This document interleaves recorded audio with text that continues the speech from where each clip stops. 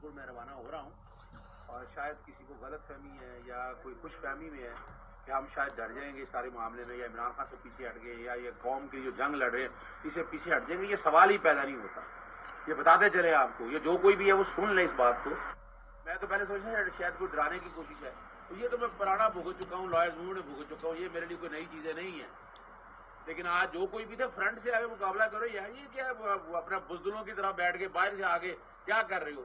2 motor سائیکلوں کے اوپر وہ آپ نے ویڈیو دیکھ لی ہے، اور 4 لوگ تھے، اور یہ خالی ڈرانے کی کوشش نہیں تھی.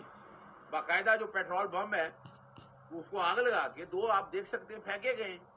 لیکن میں شاید سمجھا کہ ایسا نہیں ہے. لیکن اس کے بعد اگر آپ دیکھیں یہ سامنے یہ اوپر اگر آپ دیکھیں یہ گولیوں کے خول ہیں، 3 گولیاں ہیں جو ہے نا، 3 گولی ہیں.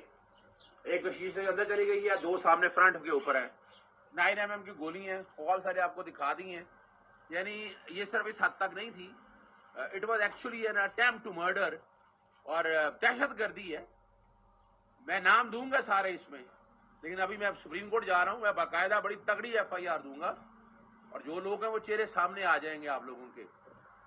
میری بس قوم سے گزارش یہی ہے کہ اظہر صدیق نہ ڈرا ہے، نہ جھکا ہے، نہ اس نے پیچھے ہٹنا ہے، نہ وہ پیچھے ہٹے گا. میری یہ فیملی ہے، میرا بھائی کھڑے ہیں، میرا پورے سارے لوگ یہ میرے ساتھ ہیں ہمیشہ سے.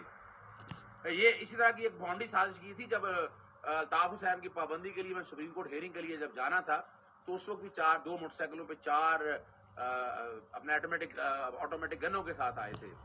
اس وقت نہیں پیچھے ہٹا، لائرز مور نے پیچھے نہیں ہٹا. تو اب آپ خیال ہے کہ عمران خان صاحب کے پیچھے ہٹ جائیں گے؟ وہ سوال ہی پیدا نہیں ہوتا. عمران خان ایک کاز ہے، ایک جنگ ہے، ایک نظریہ لڑ رہا ہے وہ. اس نظریے سے ہم جیسے لوگ پیچھے کیسے ہٹ سکتے ہیں؟ اور یہی وجہ ہے کہ پورے سارے لوگ ساتھ کھڑے ہیں. میں بہرحال دعاؤں میں یاد رکھیے گا، پیچھے نہیں ہٹنا.